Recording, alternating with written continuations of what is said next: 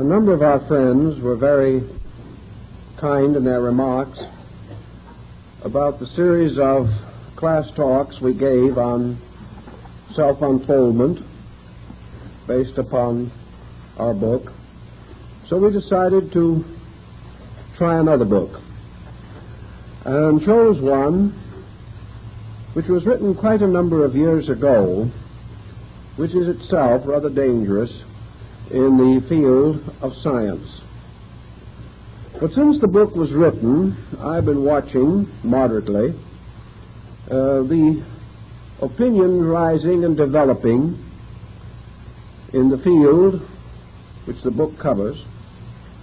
And while it does not seem as though a revision is indicated, perhaps there are some additions we can make. And in a case of this kind, I prefer to work with additions or new material as far as possible, assuming that those who are seriously interested in the basic text have either read somewhat on the subject or in a position to do so. It seems, therefore, that in this first evening we want to strike at a problem which has not essentially bettered in the last 25 years. More work has been done. Probably much more would have been accomplished if the field had not been restricted by its own basic concepts.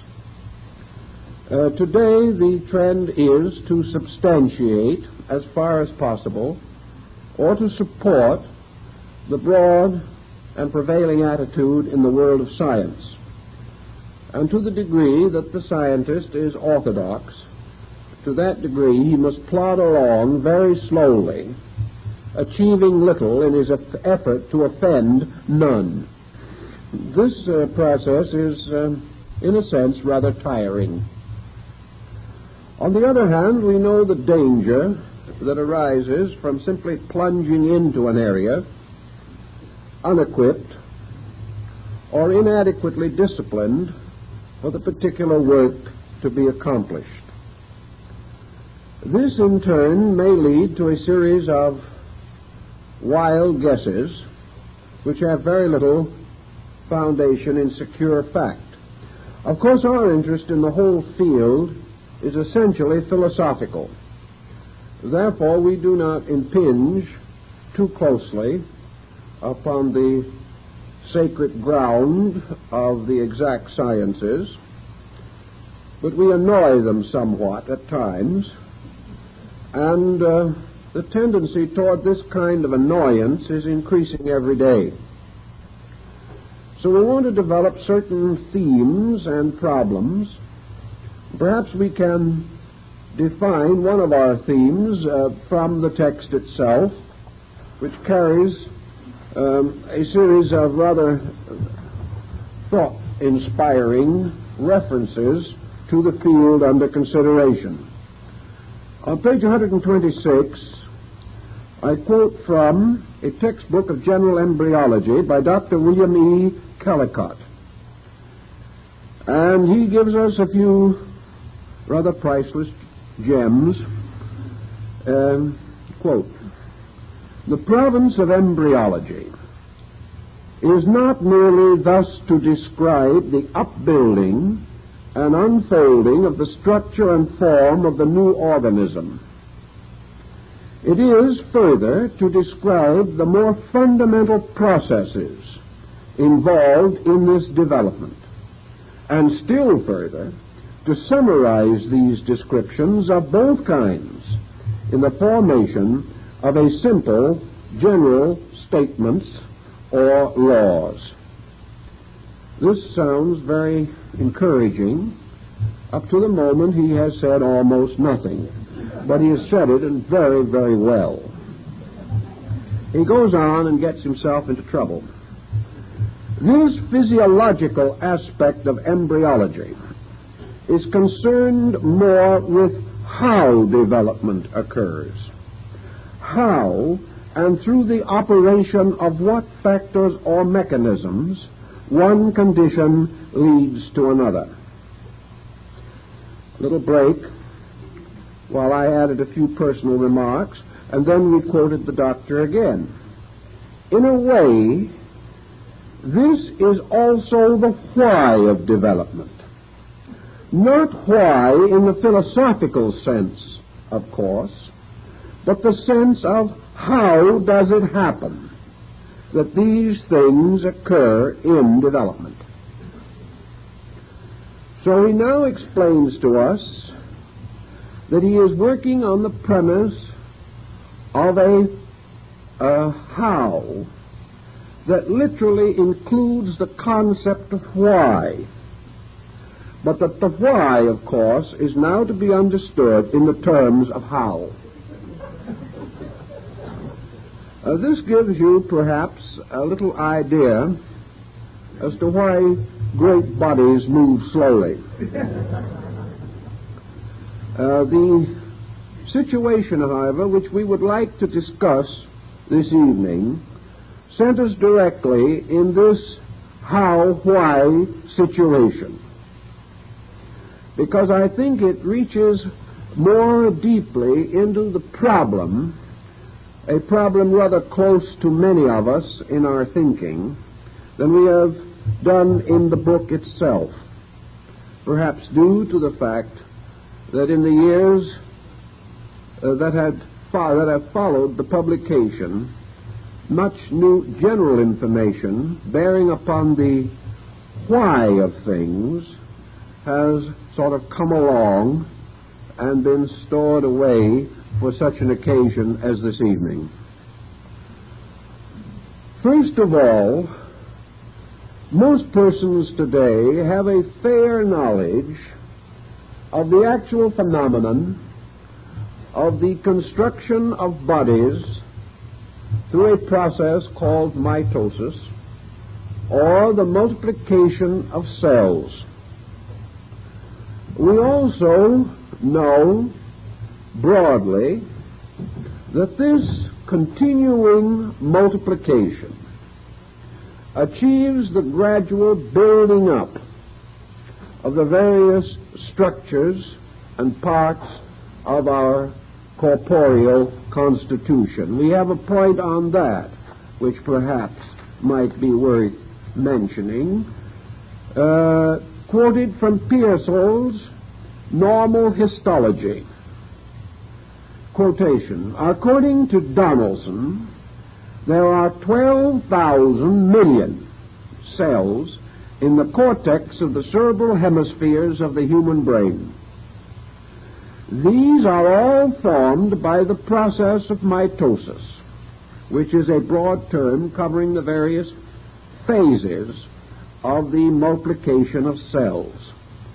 They are all formed by the process of mitosis, and all before birth, so that nearly 12,000 million mitoses have occurred in the prenatal period in forming the cells of this region alone. That's a rather large piece of work. Now, science knows these things. Science appreciates the actual phenomenal process, but it has been able to regard this process for a long time without becoming, we might say, reverently aware of the tremendous mystery of universal law and procedure that underlies so complex a procedure, continually going on and continually necessary in the development of all structures which we behold in nature. All structures, certainly, that claim any biological background.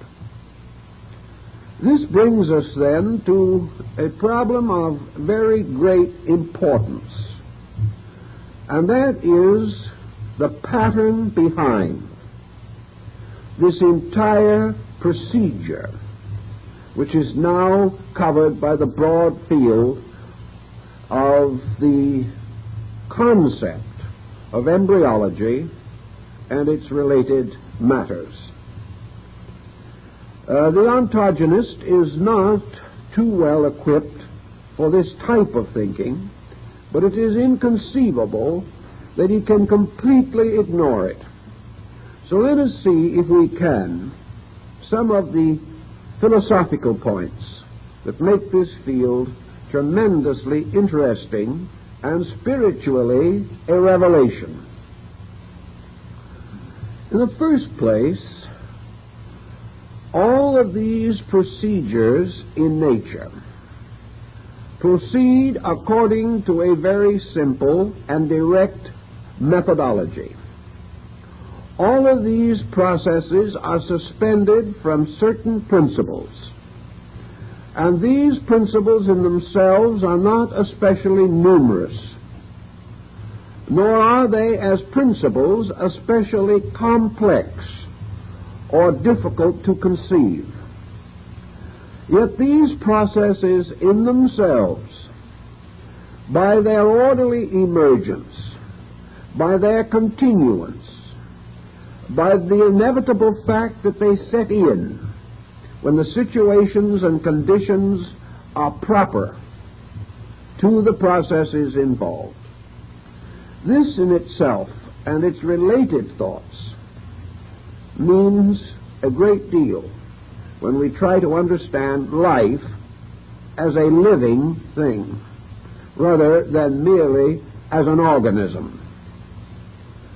How are we going to trace the principle involved in the perpetuation of organisms?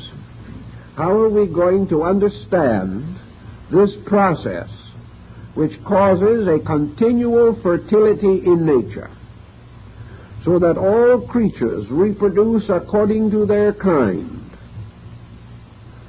and will continue to do so unless some circumstance or condition brings them to a sudden or gradual termination? Forms of life can perish, but usually the perishing of a form of life is due to circumstances disturbing the conditions which are necessary for the progressive continuity of that form of life. What do we actually have then? We cannot assume that this process is unique or special or peculiar to any body or to any particular form of life.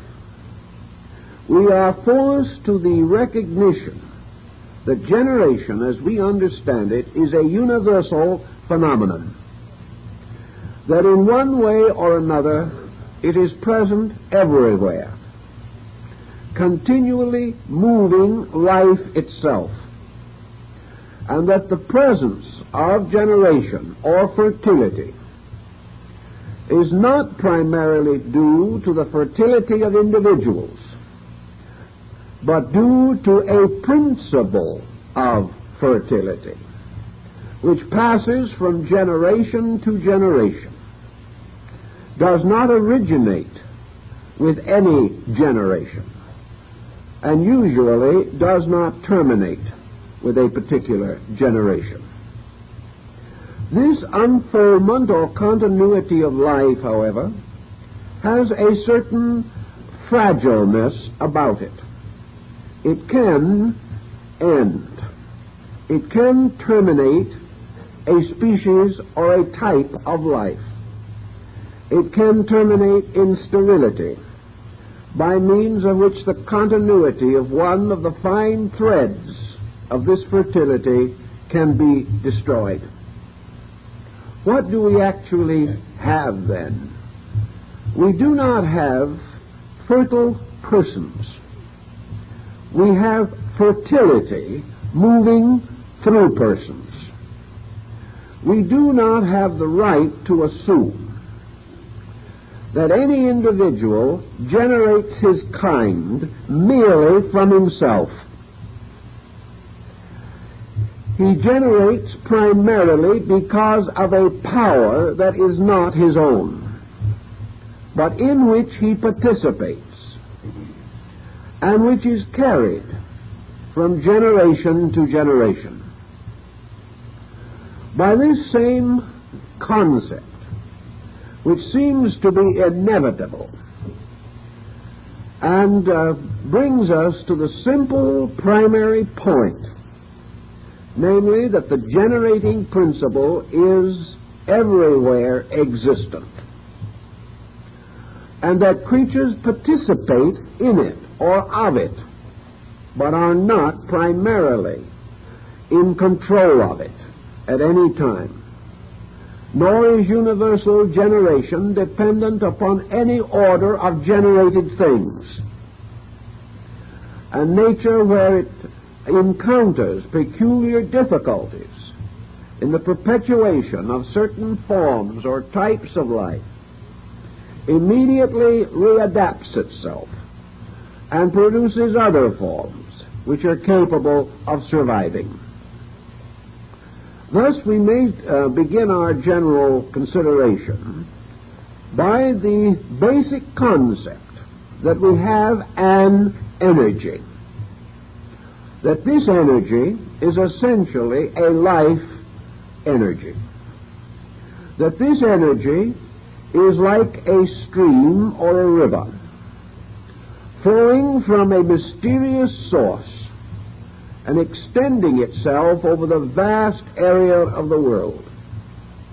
That this river or stream rises in a fountain of life essence, a fountain of what we are now more or less pseudo-scientifically inclined to refer to simply as energy.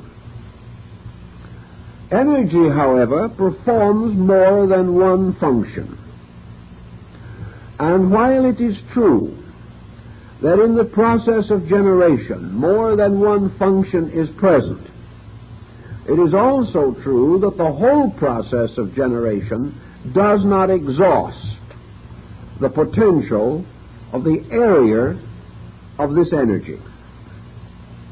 Let us then assume again that perhaps we can use a tree to signify the principle involved, referring not necessarily to human beings, but to all processes of nature involving the formation and development and maintenance of structure by cellular chemistry or biochemistry. We then come to the idea that we have a root energy, that this root energy is essentially solar, cosmic, universal, that this root energy functions not only in our way of life, but in every conceivable way of life, where it is necessary for any reason to create structure, to create living tissue, to form bodies or vehicles for the manifestation of intelligence or consciousness. Out of this root energy, then, rises the life which maintains the entire tree. This life, perhaps, may be likened in its root to a seed, for we have the concept of a seed energy. We have the concept of energy growing in space. We have also the concept, which we can understand because we can observe it, that all of that which comes from energy, or which unfolds from the nuclear source of energy, all that is to come forth is archetypally contained within the seed itself, so that the oak tree, in all its glory and beauty, is locked within the acorn. And the unfoldment of the energy of the acorn must inevitably produce the oak tree. Thus, in some way, we have an energy that has a destiny, that this destiny is inherent in the energy, that this energy is a name which we have bestowed upon one of the great creative processes of existence. We therefore see, as in the case of the tree, that this energy will produce in its own growth a series of supports. It produces the trunk of the tree. It produces the great massive branches with their barks and their heavy fibers. It produces the very subtle buds of the tree. It causes the leaves and the small twigs to come. It finally brings about for this oak tree the recreation of the acorn, so that the life of the oak is consummated in the acorn which it produces, even as the oak itself grew from a previous acorn. Thus, in the process of the development of this energy, it is passing through consistent processes from its own natural seed state to the final production of further seed. The Indian, the Hindu, has this story in his wonderful symbolism of the lotus blossom, in which this lotus itself becomes the mystical symbol of the whole process of the perpetuation of life on all levels. Nature, in its curious and wondrous economy, working as it does from a comparatively simple archetypal framework, makes use of the same processes in the generation of other things.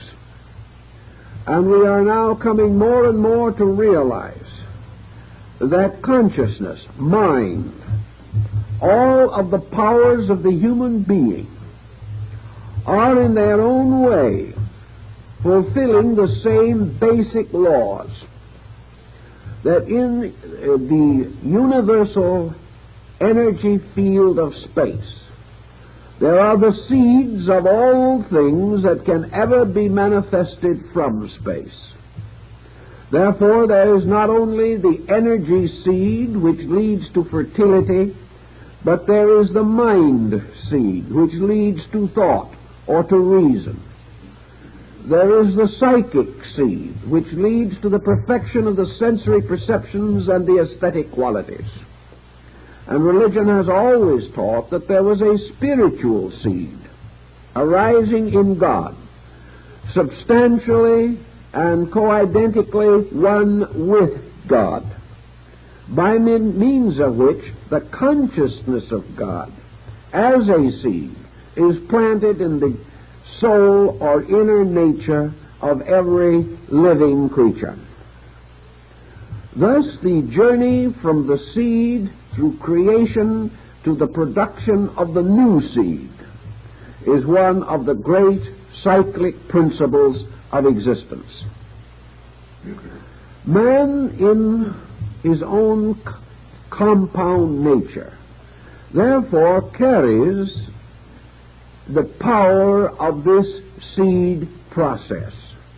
He carries it not only in the terms of the perpetuation of species, but in the generation of all of the psychic, mental, and emotional powers which he possesses. This concept brings us then straight into the main problem with which we are concerned.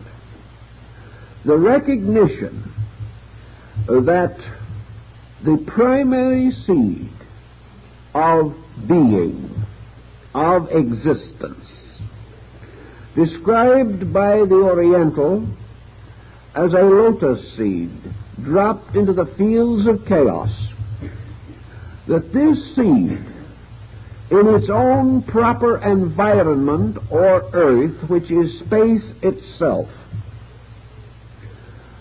vitalized by the spiritual equivalent of the processes of cell impregnation, by what the ancient mystics called the fiat, or the creative word, the power, symbolizing the active agent, that this seed, so impregnated, unfolds into existence, and that all existence is therefore the unfolding of the seed of being.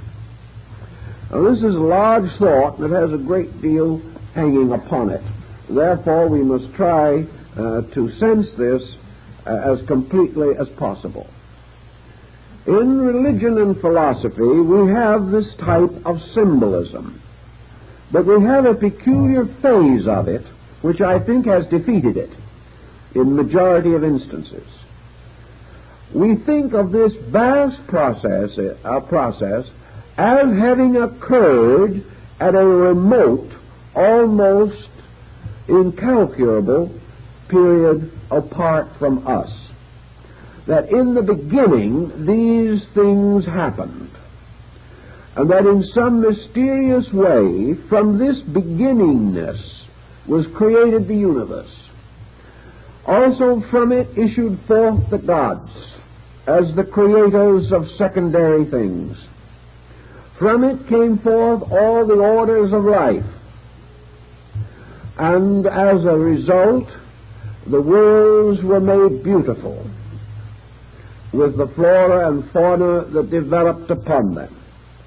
And in the course of creation, according to religion, or in the course of evolution, according to science, this great area of fertility caused to emerge man represents, so to say, the extension of this process of enlivenment from a previous animal origin to the present human state.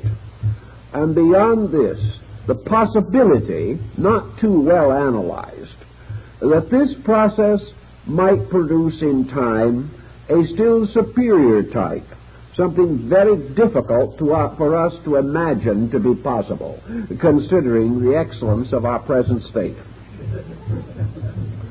In fact, if nature doesn't produce something superior rather soon, we're all going to be in trouble.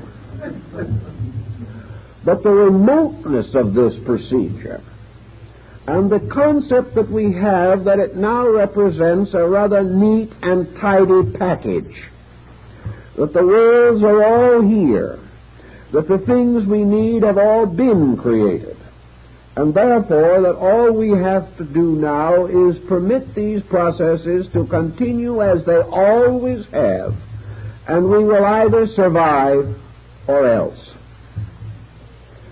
And if we do not survive, the problem will no longer be of great concern to us. This, I think, is a static and false position. I think what we have failed to recognize is that this tremendous seminal or seed-like basic energy, bursting from the process of its own inception, is in itself in a process of continual growth. This is the point which has generally been ignored. We know that in the great tree, even though it may be a mighty sequoia, the tree must either grow or die. And in the universe there is nothing finished. Energy must continue its own growth or die.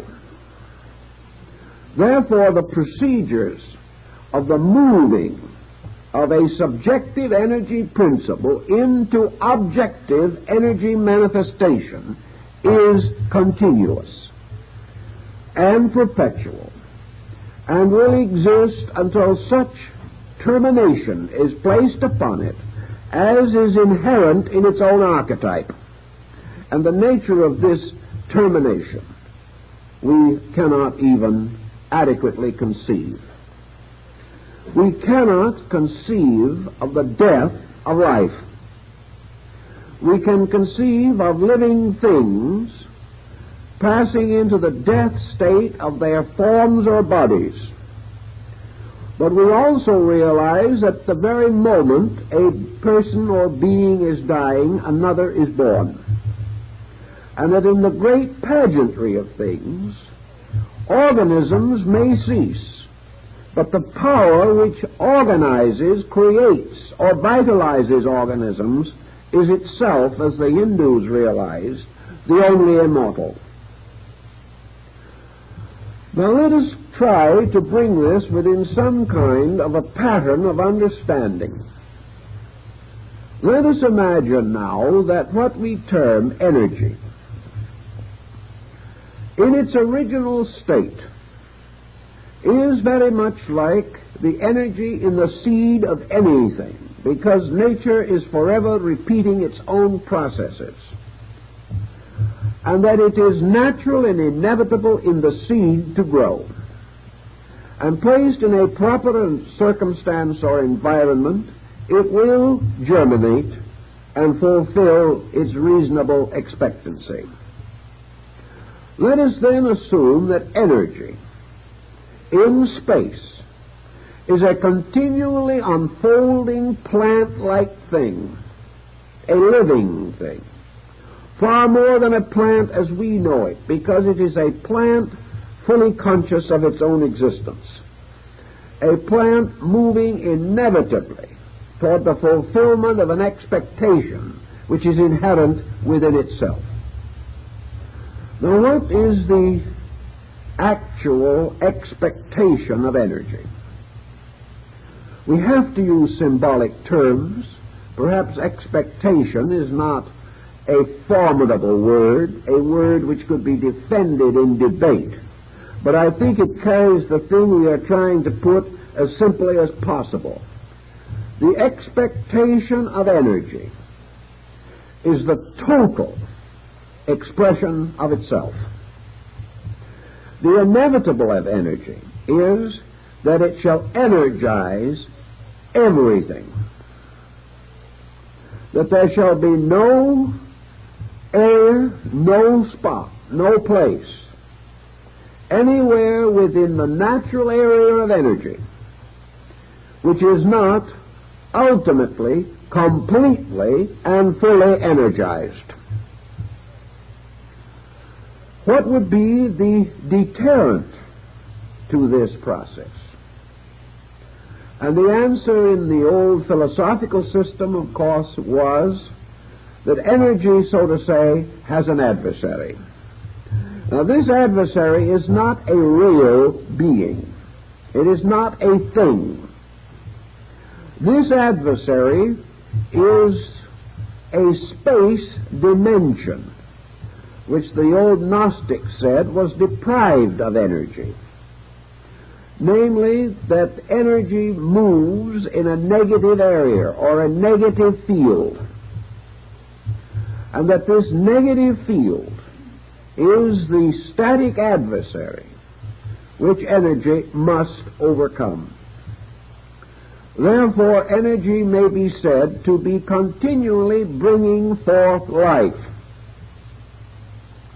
Now, as there is only one principle of life, and only one principle of energy, and only one principle of matter or substance, and this matter or substance itself is a condition of energy, and exists only because the energy agent is already active in it, then we may say that the energy opponent, the adversary of energy, is a different condition of itself, because there is no other condition that can exist. Now, what is the other condition of itself? This other condition of itself is a degree of energization inadequate for the full expression of energy at any given time. Now, we have to see if we can straighten that out and make it as reasonable as possible. Let's therefore go to the problem of a child growing up. Here is an expression of this principle. A child, we assume, receives a body This body is alive at birth, but not useful. In fact, it is perhaps the least useful of all forms of living structure, because the child does not develop even the power to preserve itself for a number of years. This body, though composed totally of living energy structures, is incapable in the beginning of manifesting the intellectual power within that body, the emotional power, and at the beginning can manifest very little physical power. This process of maturing a body until it is capable of serving as an instrument for a condition of energy was by the ancients broadened to recognize or represent the entire problem on all levels. Namely, that energy or life itself, in the eternal process of its own unfoldment, it depends upon something else. It depends very largely for its growth upon a reflex or reactive process of growth in substance. Now, substance is merely a condition of itself, that is, of energy. Energy expanding through substance is continually vitalizing substance. This vitality, in turn, results in the improvement of forms or structures, and this improvement, in turn, releases more energy. And the process continues on in a double-pronged process of growth. This process has as its final end that the form and the energy shall be exactly equal to each other, that there shall be no deficiency in form in its ability to manifest energy, and that there shall be no deficiency in energy for anything that form needs or requires.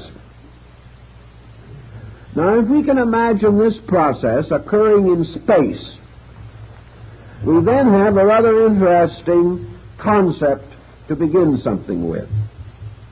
We have an infinite life moving continuously into this infinite manifestation.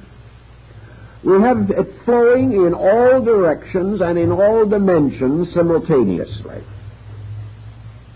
We find the very processes of this making fertile the sleeping seminal content of matter, that this fertility causes matter to begin the process of fulfilling the laws of energy in matter by producing organisms. The purpose of these organisms is not their own growth. The purpose of all these organisms is that they shall rise to meet the motion of creative energy moving into manifestation. So what we commonly know as evolution is a more or less twofold procedure. It is energy moving over the area set aside for its own creative processes, and calling forth, as Böhme says, from the abyss, from the depth, from the deep, forms gradually increasing in value, in refinement, by evolutionary process, to become instruments or vehicles for the manifestation of energy. Now, this growth contains one process that is a little difficult for us to understand, perhaps, namely that the impact of energy upon form is always shattering, because the form is never adequate to the energy at this period in the development of things. Also, we have to recognize that this energy moving into manifestation has innumerable conditions within itself. This energy appears to move outward in waves. like the tidal motion of oceans, or perhaps more symbolically like the ripples resulting from a stone dropped into a pool. The ancients were aware of the tidal motion of energy, which they called the outbreathing and the inbreathing of God. They recognized, as Plato pointed out, that the continual development of energy was according to certain laws or principles inherent in itself.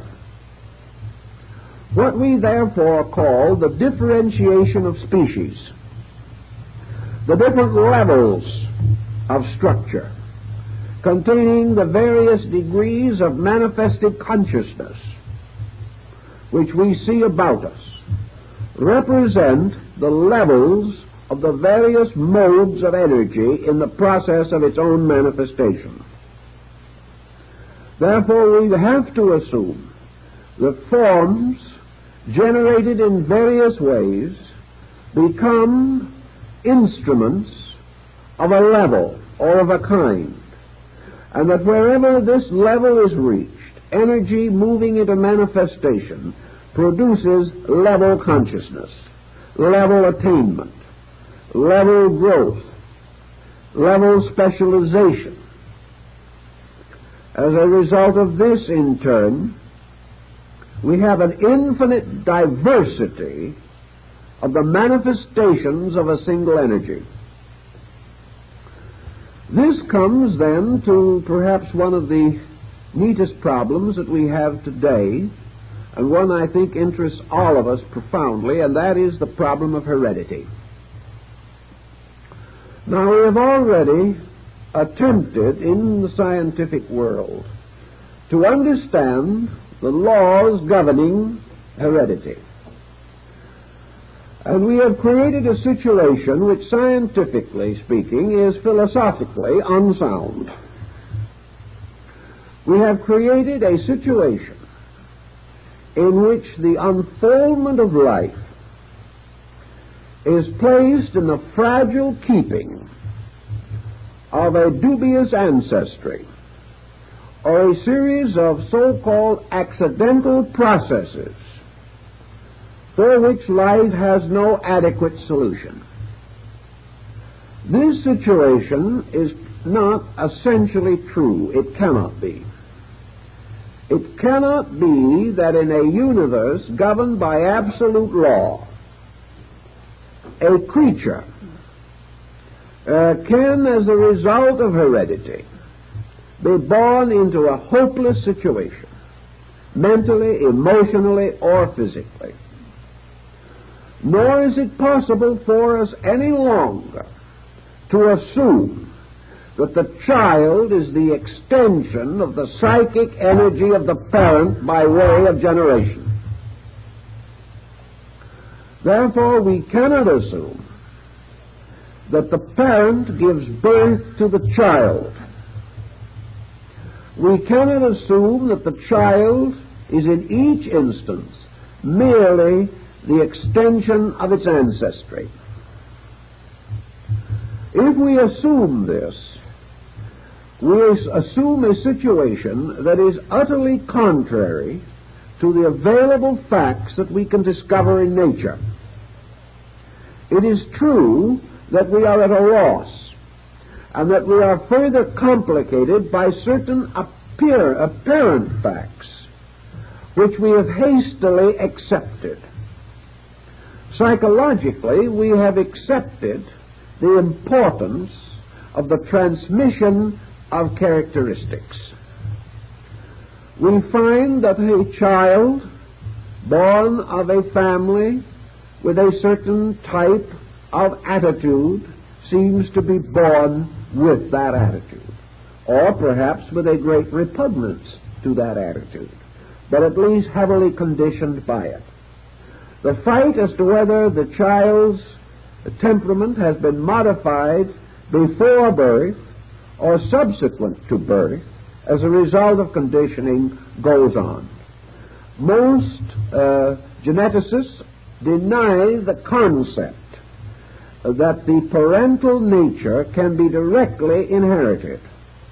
But at the same time, they also assume that the new person, the child, is the direct product of its ancestry, that its entire nature originates in the ancestral pattern, and that consciousness arises as the result of an abstract psychological chemistry taking place in the area of inherited or hereditary characteristics, qualities, and substances. Now, this actually creates the ultimate state that the child coming into conscious existence is merely a consciousness derived from hereditary contributions. That regardless of how we look at it, this remains true. Let's take an extremely materialistic position. Let's assume, for instance, that we do not believe that there is any psychic heredity, that we do not believe, as the ancients did, that the child could be prenatally influenced by the emotions or thoughts of parents. And let us assume that the only part of this child's organism that is transmitted is the physical body. If, however, you take the scientific position that consciousness is a byproduct of the physical body itself, then the total being is the product of heredity. There is no way of escaping the implication. And the total being is therefore the helpless production of something that has preceded it. The helpless progeny of parents who perhaps would give anything if the child was not like themselves, and are much disappointed when they see their own characteristics emerging. Why do these characteristics emerge? Let us then ask another question. If heredity is merely a principle involving the descent of fertility, then we have to recognize a very intricate philosophical principle. We know today something that we didn't know 100 years ago: the effect of the psychic integration upon bodily structure and function. We know today that our attitudes and our psychological integration, or lack of it, can affect the procreative power. So now the next generation is a byproduct not only of our chemistry but of our notions. And we may therefore not be too surprised if it gives us a little worry. If the new generation is a little bit on the delinquent side, we now have the full explanation. It is a projection of our own delinquency. Now, this in itself seems to be poetic justice, but it is wonderfully interesting and intriguing, and just perhaps, that the parent should have the burden of a child whose temperament is similar to its own. But in all this situation, are we not a little hard on the child? Here we limit or condemn a creature to a situation which is only present because of the parental factor. And we also condemn this child with whatever imbalances and imperfections it inevitably has to become in turn the rejoicing parent of future generations, so that this procedure will go on to eternity ad nauseum. We have here a breaking down and a defeating of the entire process of life.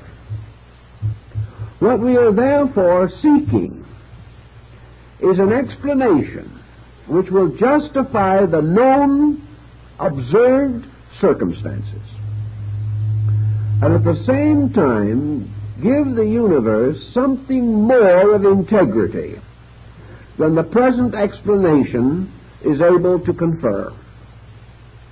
It is inconceivable to us that the universe could depend upon the frailty of man's increasingly neurotic temperament for the fulfillment of its vast and inconceivable purposes.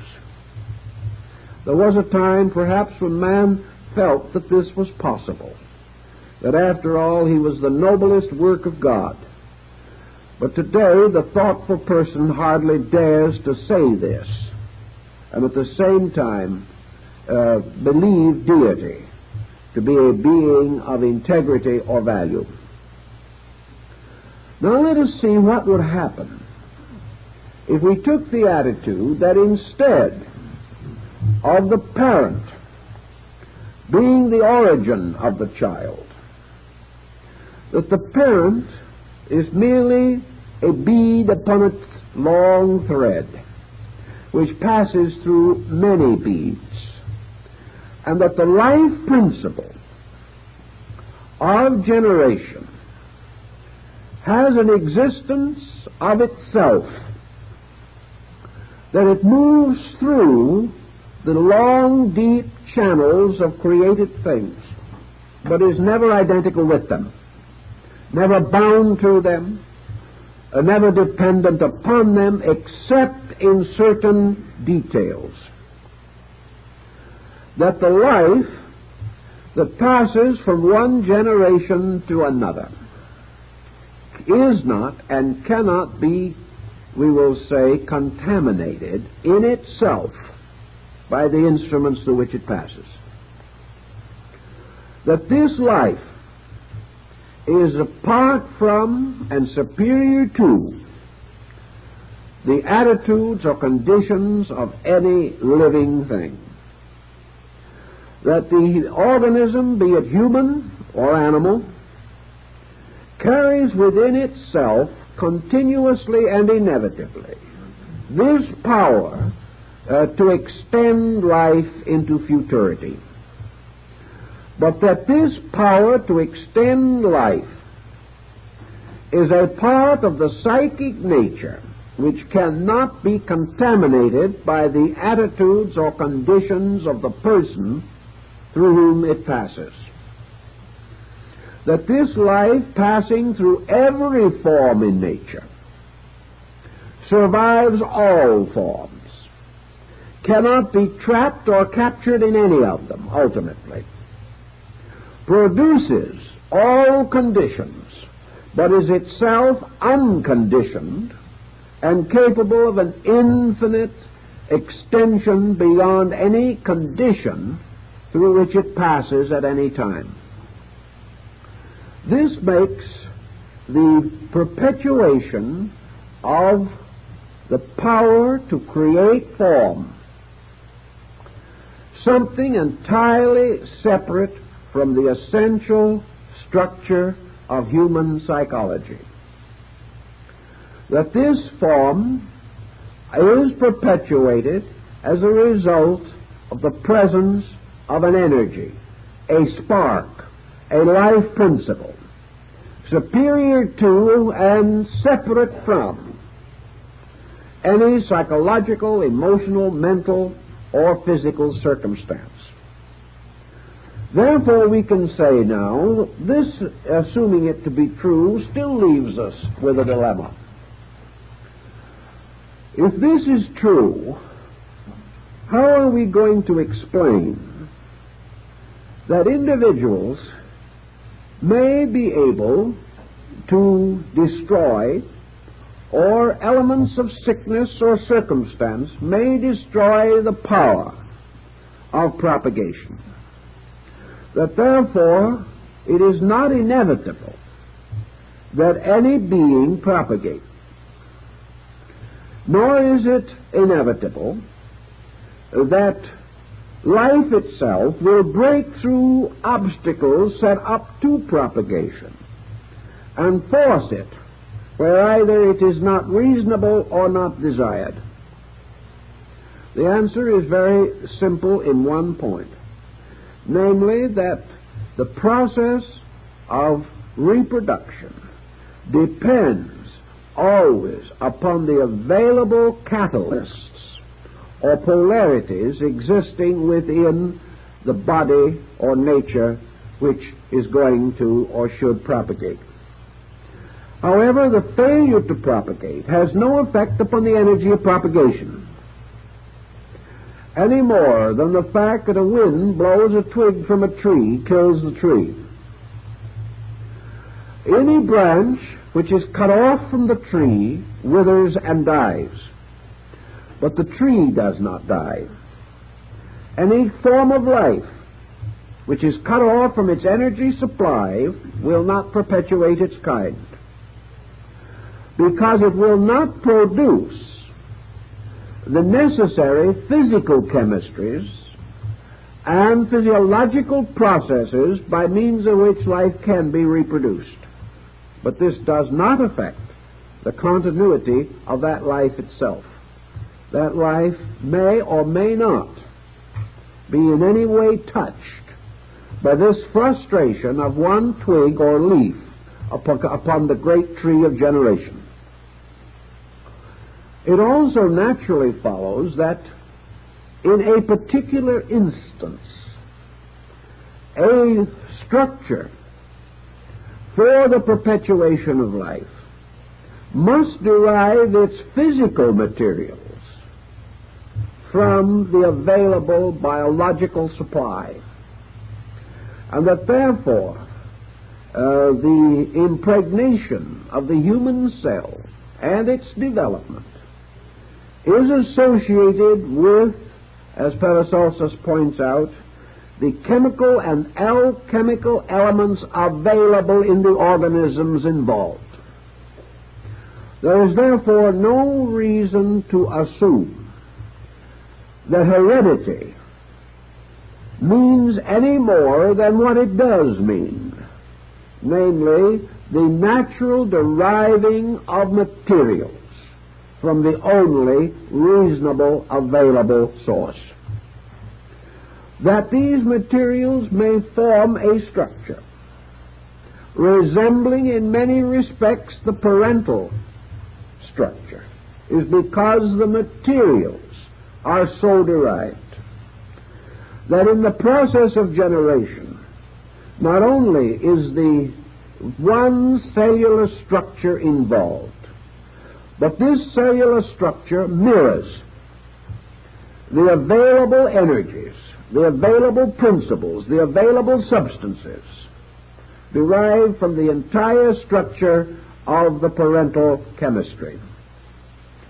Thus, the newborn person may inherit certain tendencies of a bodily nature, may inherit biochemical disturbances which are likely to produce temperamental peculiarities. And as these disturbances were inherited with the substances from which the bodies were built, they may in turn react upon temperament, causing a parallel of certain dispositional traits. But these parallels are not always uniform or equal. And in all these different processes of generation, we must be prepared for exceptions, for these exceptions are continually occurring. The next point, then, is to bear in mind the simple purpose of nature. Nature, producing human beings, produces them as the result of energy having set up within the unfolding structure of humanity its natural processes, and these processes are followed through what we call generation. But the energy moving through these processes moves through all of them and is like one tremendous stream breaking up and descending through the branches of families, of races, of sub-races, of types, and of subtypes. And this streaming life that is continually flowing into manifestation is evolving in its own way. And evolution is a twofold process, of which the first process is the ideation or emanation over a vast area of a principle of energy. This principle having locked within itself the archetypal fulfillment of its own nature, in this case, the fulfillment of its own purpose. Now, what is the conceivable purpose of this energy?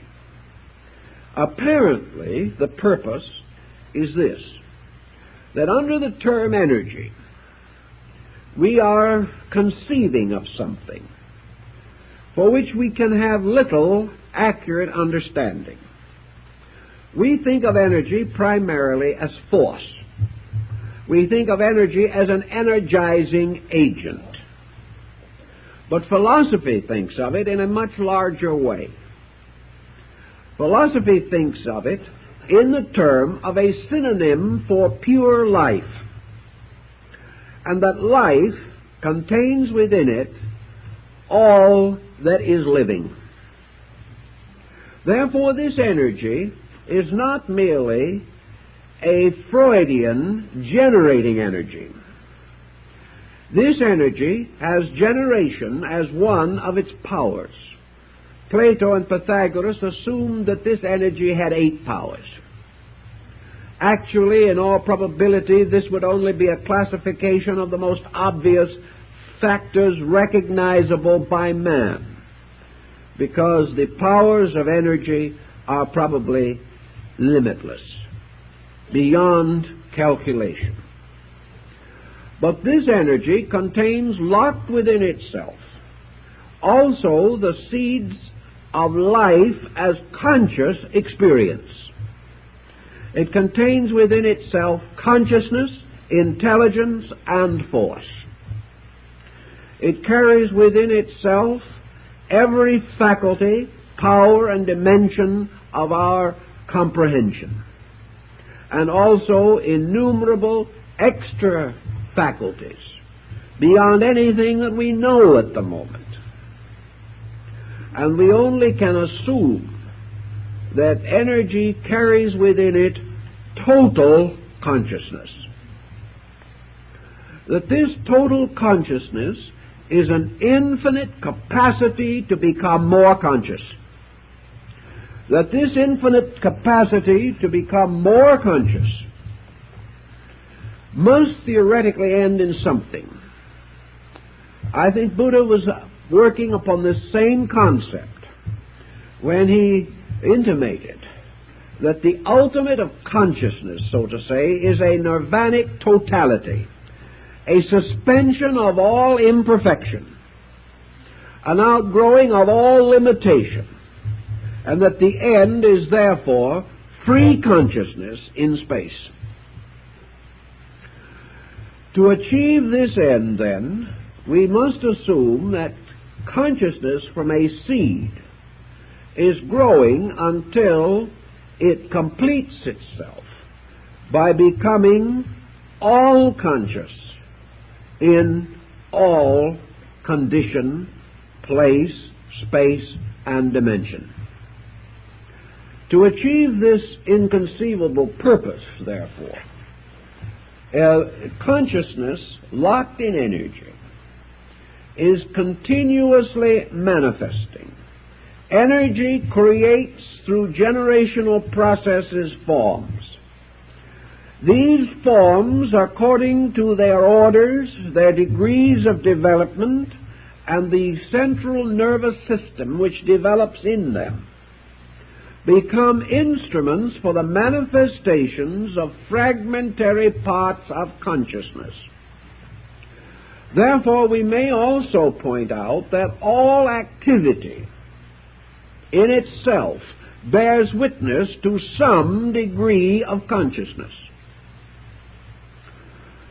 When, for example, the little rabbit is a baby and does not know what to do, it follows its mother's tail. which is a perfectly reasonable thing to do. When the tail comes up, the rabbit sits up. When the tail goes down, the rabbit hides and huddles to the earth, because these are what it has learned to be the way of salvation. This is an expression of consciousness.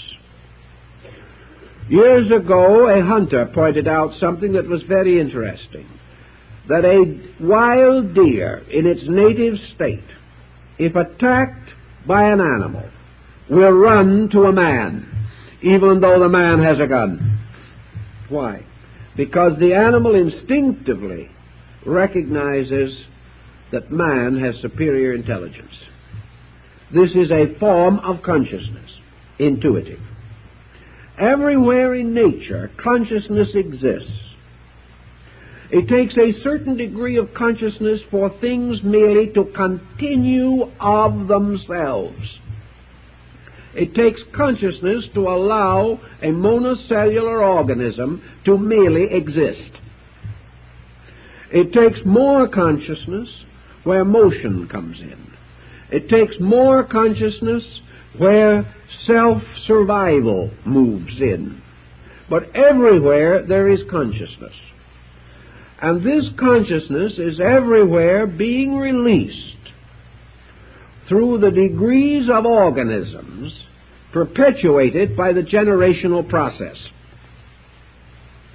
Thus the human being, by generation, produces a type of organism in which a consciousness, which we call human consciousness, can exist, can function.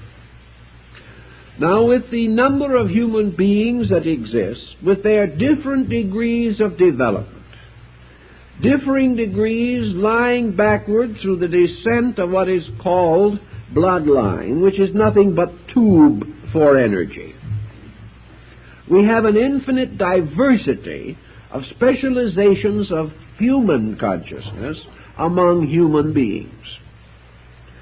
We have lower forms of life in which some degrees of consciousness are more specialized than in us.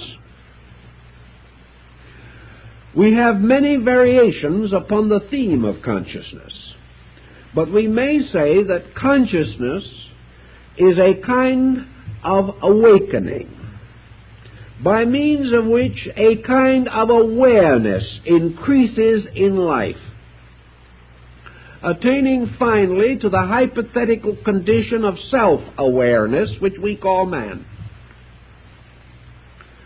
Thus we have in this descending energy, we have the rudiment, we have the substance or the essence of all that energy implies.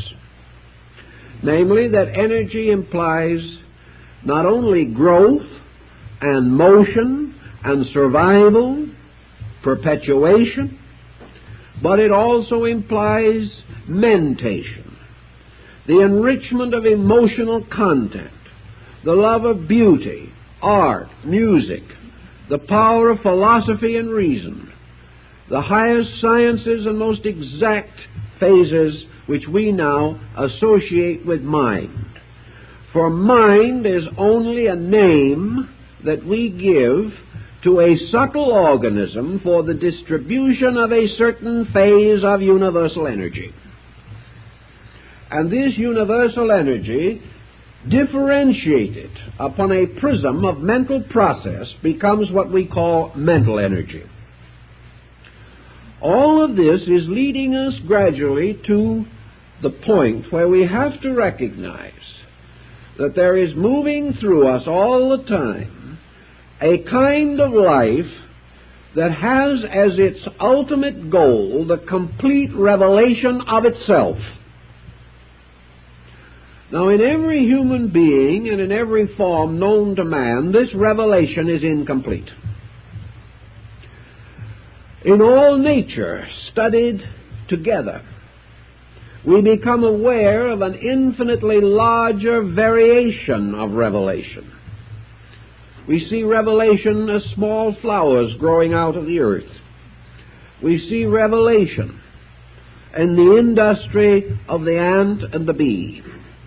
We see revelation in the fruitfulness of living things and in the magnificent productions of human ingenuity. These things, however, in no way exhaust revelation. We see revelation as religious experience, producing all the religions that we know, but still locked within it are all the religions that have not yet come.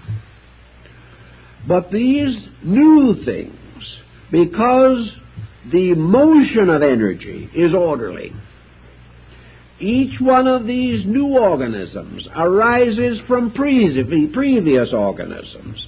And even in the most abstract of theological institutions, religion is perpetuated by generation, by the mingling and mixing of previous concepts and the revelation of a new degree of religious energy. So our central fountain of energy is all things unto all things. And in the processes of its own motion or development, it is constantly flowing into the structures and forms which it generates. Now, in nature, there doesn't seem to be anything that very seriously gets in the way of process. But with man, there is a certain difference in this. And we behold or observe that it is possible for this energy process to come into conflict with the organisms which it creates.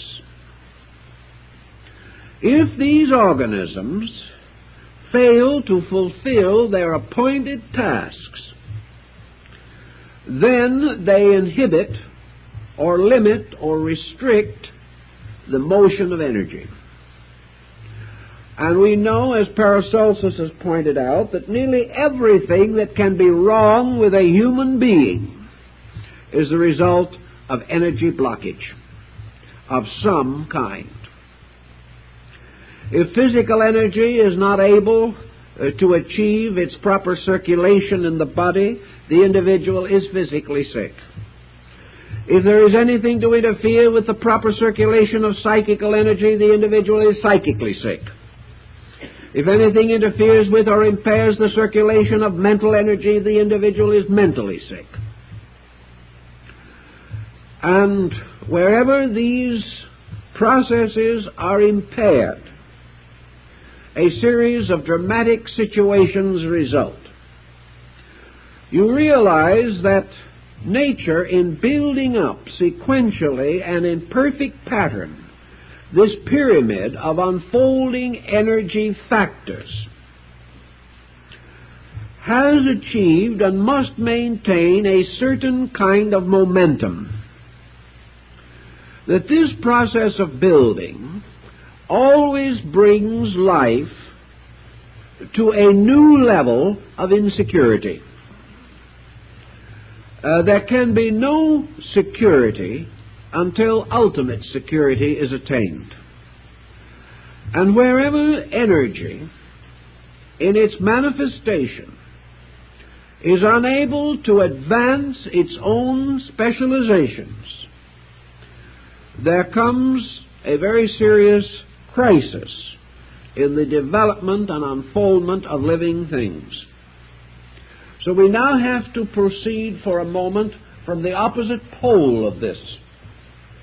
Energy building upward is creating in space, by means of the seminal energies of space, a series of forms. The Gnostics were well aware of this concept of emanational reflex. Forms rising out of matter to become the instruments of energy. As energy unfolds, forms must unfold to receive this energy. And the balance of the universe is maintained by a series of positive and negative reactions. That for every energy there must be a receptacle. that for every energy that is specialized or released, there must be an instrument of manifestation. That the instruments or the bodily factors or the structural factors must unfold with the unfolding of the causal energy itself. In man, the bodily unfoldment implies now not only physical establishment by generation, vital maintenance, emotional equilibrium, and mental advancement. All of these must work together so that the total pattern of man is available for the manifestation of a certain condition of energy. If any of this complex machinery goes out of order, then energy moving into manifestation moves in without the full cooperation of the instrument in which it is manifesting. This lack of cooperation is known as conflict. And wherever this conflict exists, energy moves against energy rather than with it, because it is the inevitable of energy that it shall overcome and overthrow all barriers to the progress of itself. If a dam, therefore, is put across the natural growth of the individual at any point, energy will ultimately destroy that dam. And if the individual has foolishly built his house at the foot of the dam, assuming that this dam will hold, he will be swept away by the natural energy of life itself.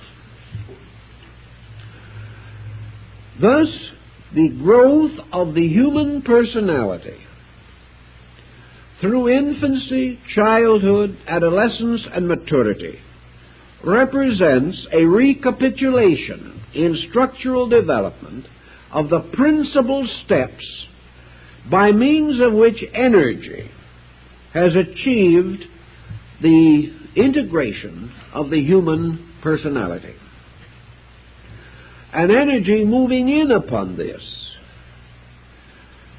if it is frustrated, if it is blocked, is unable to achieve its natural and inevitable purposes through that organism. Now, one of the things that is always the enemy of energy in all structures is crystallization. Crystallization in the body blocks certain types of energy. Crystallization in the emotions will block another type. Crystallization in the mind will block still another type. So the crystallizations of various kinds, among which we may mentally note such things as opinions and fixations, these will block the natural flow of energy, or prevent this energy from achieving its own purpose, namely its own freedom through the personality. The energy that is in the individual has no particular intention of staying there. It doesn't necessarily stay there even for a moment. A study of the magnetic field of the human body shows that energy is pouring from it continuously. And this energy can all move out in many ways. It can move out physically. For each human body or any other form that it creates is a microcosm of itself, and man, as an energy field, is continually contributing to the energy of lesser things. Energy is moving out of him and through him. Just as his physical energy, therefore, becomes part of the physical availability of energy, so his emotional energy is part of the available store of beauty, of love, of nobility, of fineness, which is developing in the world. His mental energy flows out as the wisdom of life, contributing to the improvement of all human beings, of this generation and all generations past and to come. Thus energy, through the personality of man, is being continually transformed into utilities, certain phases of it. But the mainstream, of course, continues to protect itself insofar as it can by ensuring that there will be new channels for this energy, and that this energy will therefore continue to radiate from a center which is everywhere to a circumference that is nowhere. Infinite manifestation. Wherever the individual comes into conflict with the natural motion of energy, he is delaying the second prong of the process of evolution. For evolution is not merely life ideating. Evolution is form ascending to meet life, represented in Eastern philosophy by the spiral in the conch shell, and of the very beautiful poem, "Build more noble mansions, O my soul." The noble mansions, the better houses, are being built from one level of energy, carrying the individual upward to a certain point, where these are ensouled by another kind of energy.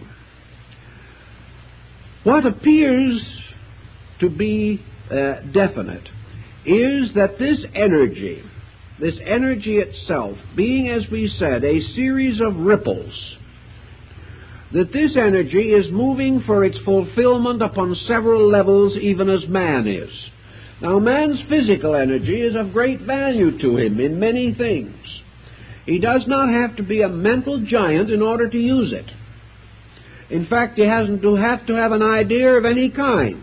He can work for somebody else who has one. He can simply chop wood. He can plow ground.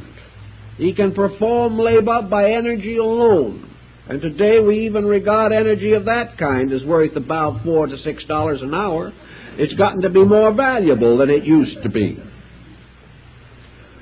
Therefore, physical energy is necessary for the maintenance of an organization by which we are in this world at this time. And being in this world at this time is essentially and evidently part of the archetypal purpose of energy.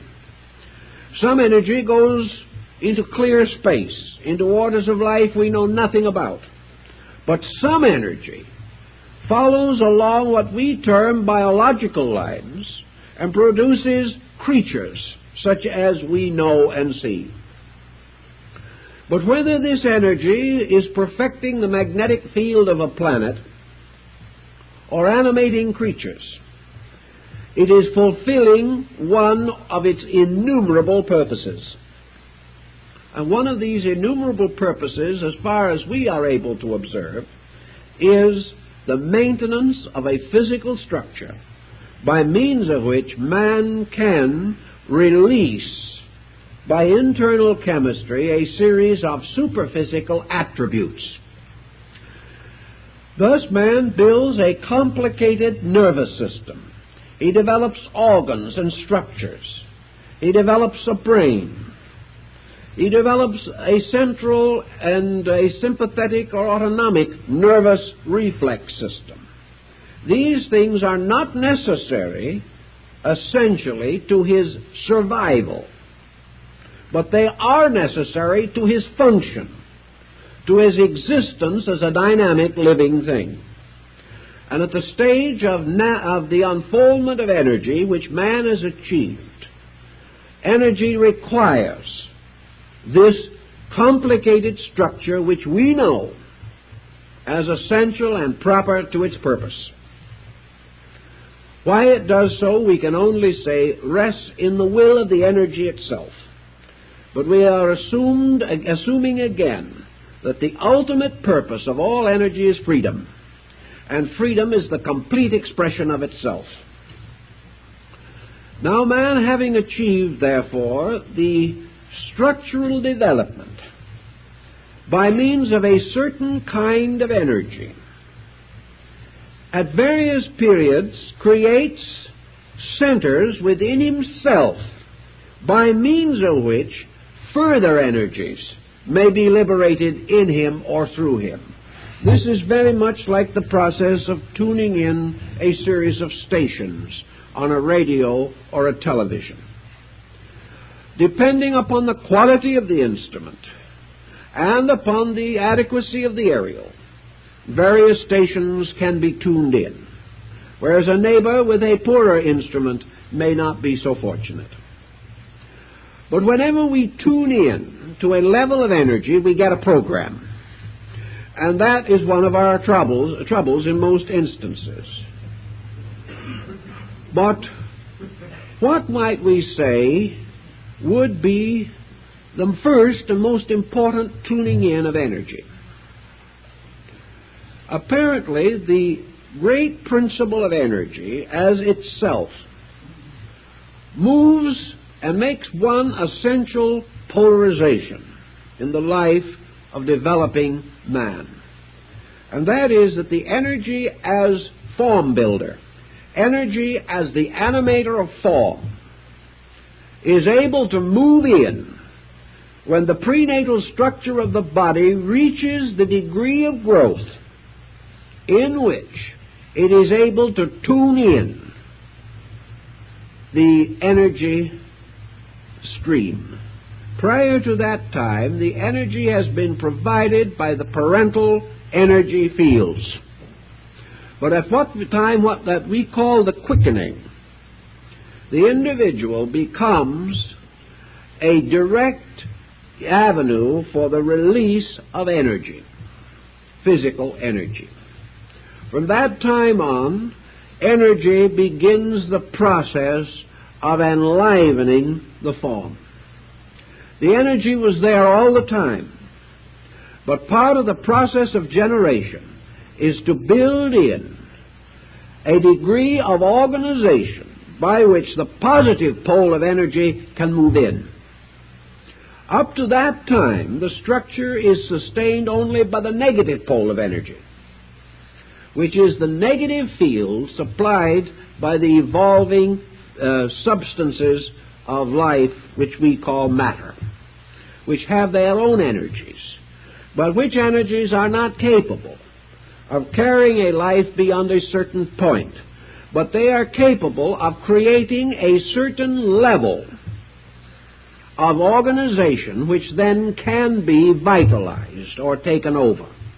And all the processes that we know in growth consist of levels of energy taking over through structures capable of sustaining them.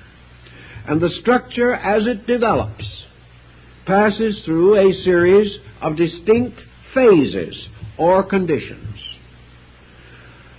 At a certain time, the principle of growth takes over. This is due to the exhaustion of certain endocrine secretion in the infant. Later, the process of emotional intensification takes over from the energy field. Later, the mental process takes over, producing the major divisions of childhood, adolescence, and maturity. Each case, however, the energy does not drive the bargain. The energy, being everywhere always, is simply tuned in by the evolving organism. As the structure advances, the organism is able to accept what the Greeks would term an ensoulment by energy. Now remember, this isn't blind energy we're talking about. This is energy which is capable of releasing any degree of consciousness that the organism is capable of sustaining.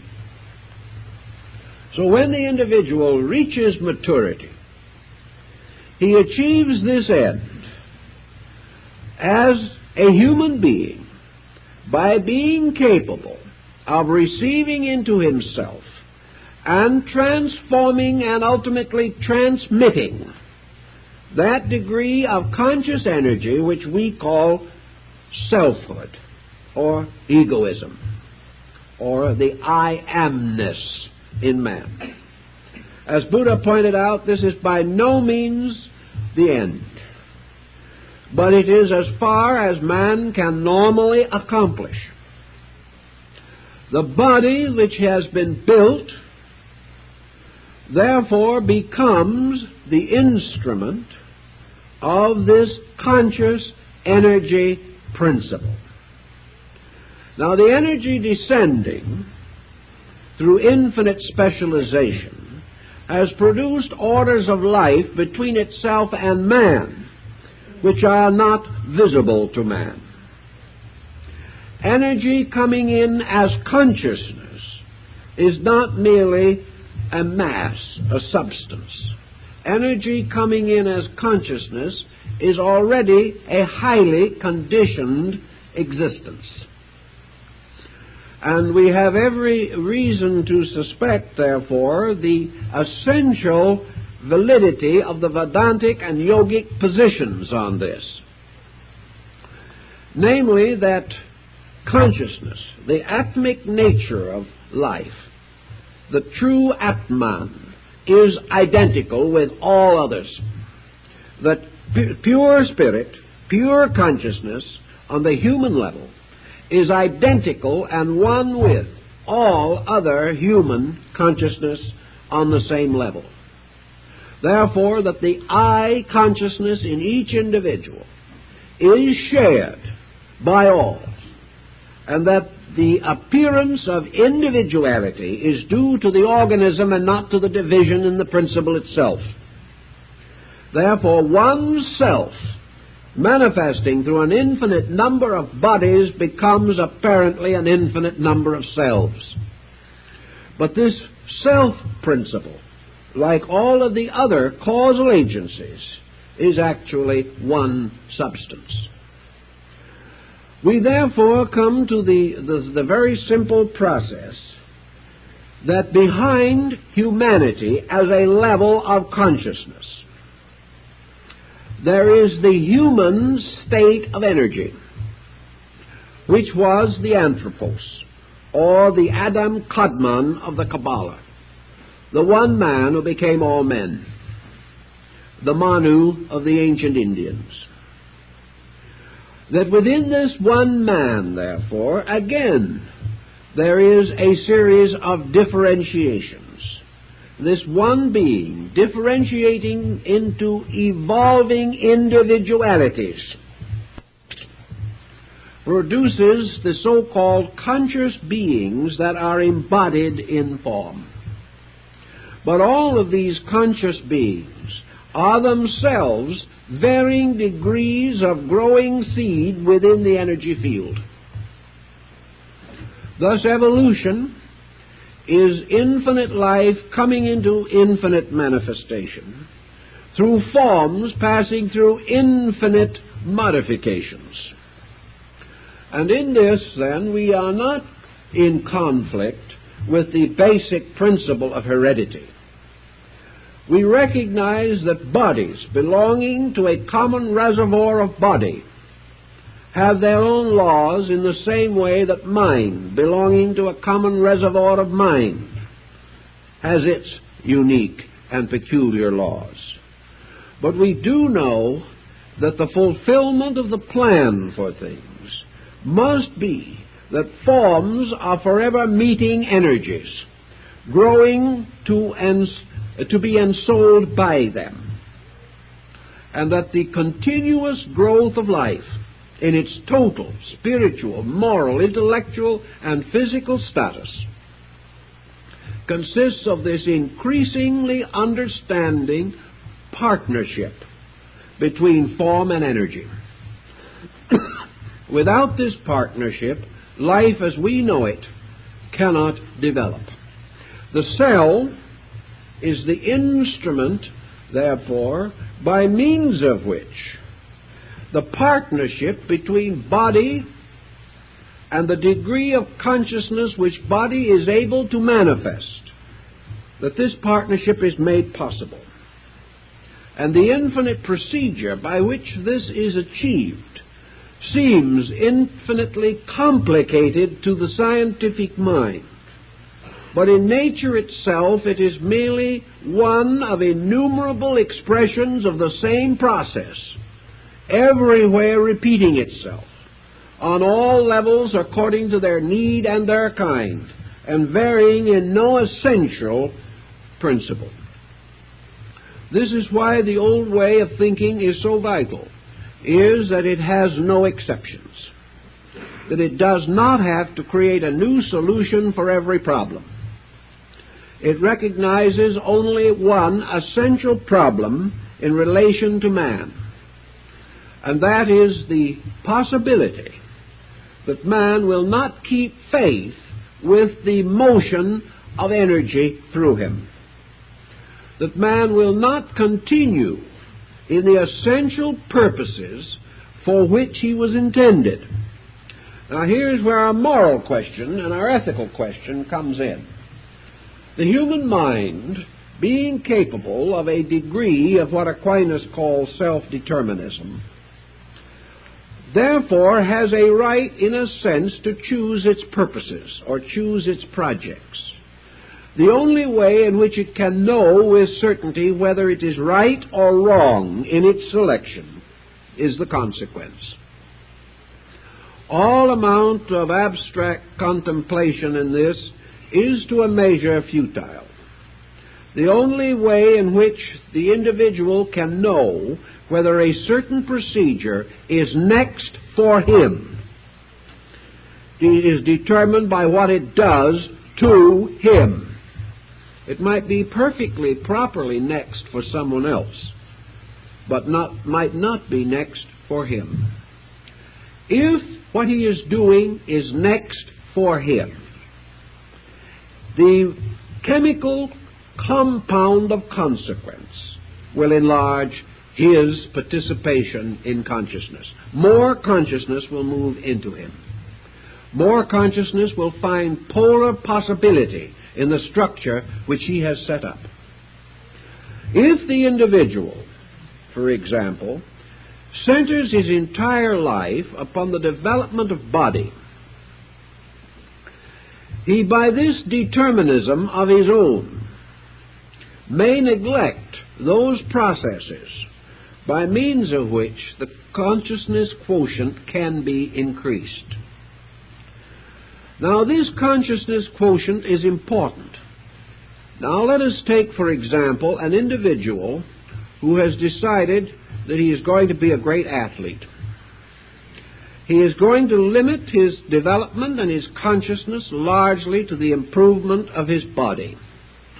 He is going to be primarily a physical person. By this concentration of energy, he changes the total compound of his nature. Actually, he has caused something to grow. Some part of himself is a little more or a little better than it was. He has devoted his time and his thought to learning all that he could about physical culture. Therefore, he has become able to do certain things and to achieve certain ends not previously attainable. But here is his difficulty. He has enriched the compound a little, but he has not enriched the instrument to control it. Therefore, he is in a problem. He has added something to the total nature of himself without adding the control factors. The control factors in all cases being the power to enlarge consciousness to meet the demand of function.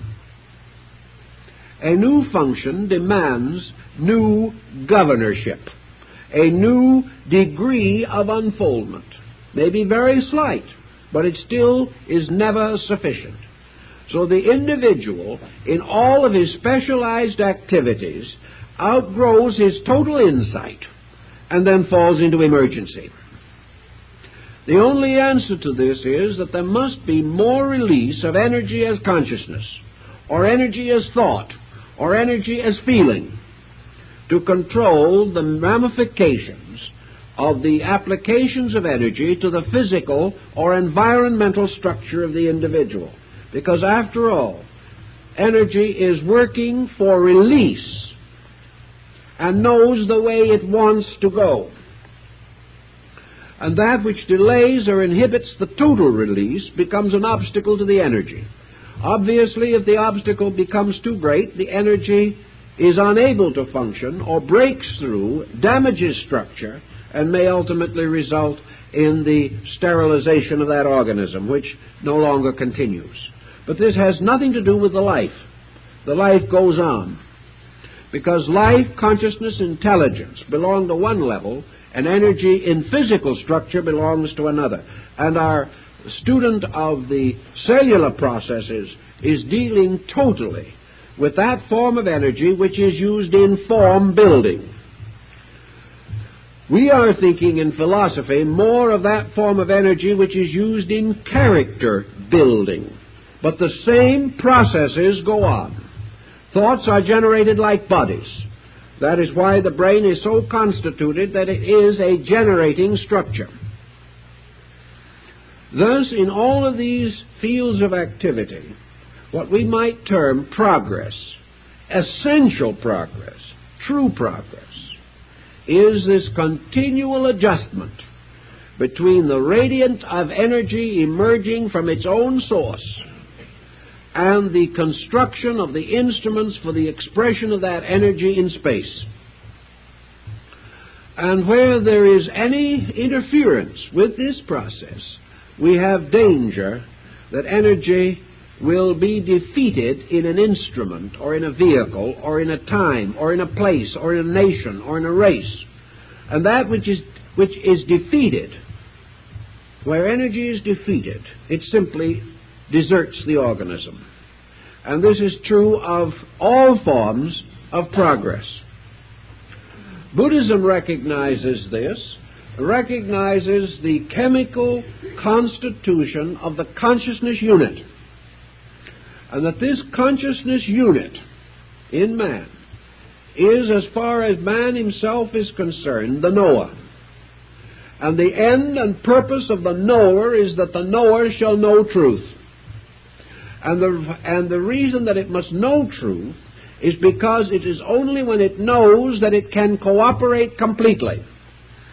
And it is only when it possesses this inward understanding that it can become the clear channel for the release of purpose itself, which is resident in energy as absolute consciousness. Consequently, the highest wisdom among all great philosophical systems has been the wisdom that causes man to understand the divine nature and obey it. And whether we say divine nature or we say energy, we must still keep its laws. And the problem of modern man is this problem of being sidetracked, so that instead of man unfolding, he simply goes on a level. He simply continues, but does not grow. And when anything continues without growing, it must die. Because continuance in nature is only maintained by the continual unfoldment of instruments, so that the end achieved may always be worthy of the great means which were used to achieve it. Consequently, we say this, and I think it will ultimately be scientifically demonstrated, that heredity is not the answer to the consciousness allotment of any individual, that such an explanation is unnecessary and contrary to the evidence of life around us, that what we call heredity is simply the individual's uses of available materials, and that as this body develops, when it actually reaches its majority, it overwhelms its heredity and takes control of the situation itself. The only reason why this is not true or need not be true in every instance, is because, in spite of the passing of years, a large part of mankind never reaches maturity. Maturity is therefore not to be measured by years, but maturity is the attainment of a degree of consciousness release which is superior to that release bestowed by heredity. When the individual is able to excel that which has gone before, he is free from it and possesses the power of his own individual integration. In this way, I think we can get a broader picture, a larger concept of what constitutes the coming into life of the human being. That the machinery of generation is a wonderful and extraordinary thing, but that the purpose of this machinery is not the perpetuation of species, primarily. The purpose of it is the continual unfolding of forms to become instruments for the release of life. And it is this one life itself that ensouls forms. And this life is conscious. And in universal things, it is universally conscious. In individual things, it is individually conscious.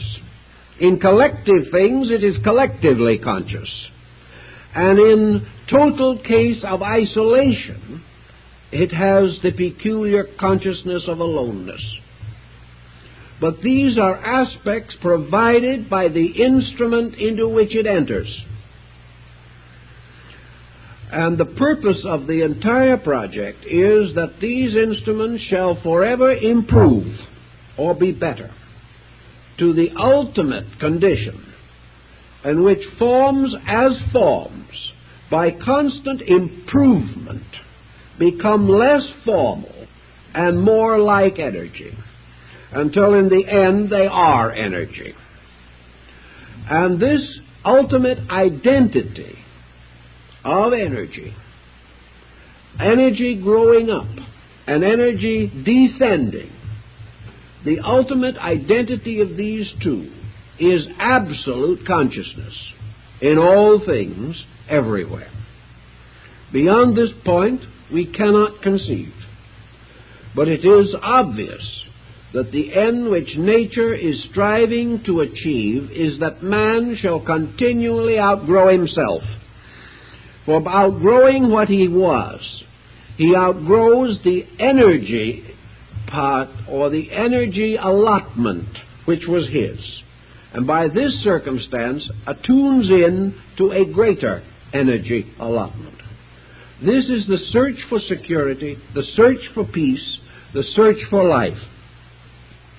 And the individual who directs his attention to the unfoldment of those powers by which his superior energies are channeled becomes more suitable, more useful, more happy than the person who, turning his attention from these essentials, mistaking the purposes of the body for those of universal energy,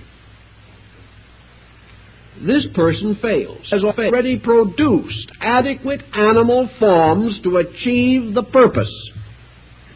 And when man, ceasing to be himself, retires to an animal state, he is not even an animal, because many of his energy elements have already exceeded this state. Therefore, he is a kind of hybrid. He is a creature in which no value is clearly indicated. And unless nature is able to correct this condition, this type of thing becomes sterile. It is no longer suitable for the purposes for which it was intended. If we think in this larger way, I believe the processes of generation will become increasingly clear.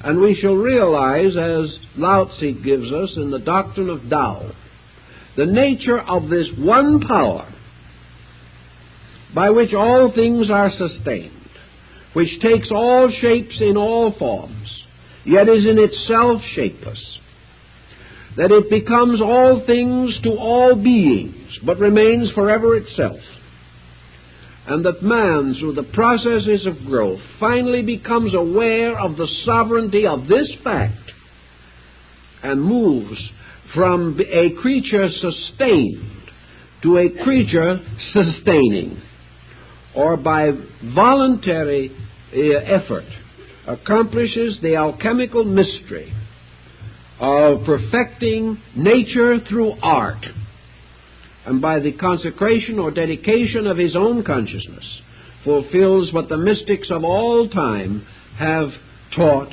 and hoped for. This in its turn is a new birth upon a new level, and the processes of generation still continue. But they continue in their primary purpose, which is that the infinite itself shall become completely manifested through all parts of its own nature, releasing its power to every creature, just as human consciousness through the nervous system is distributed throughout the body of man. Through these studies, I believe we can get a better orientation on what might be termed the processes of human generation. Time's up.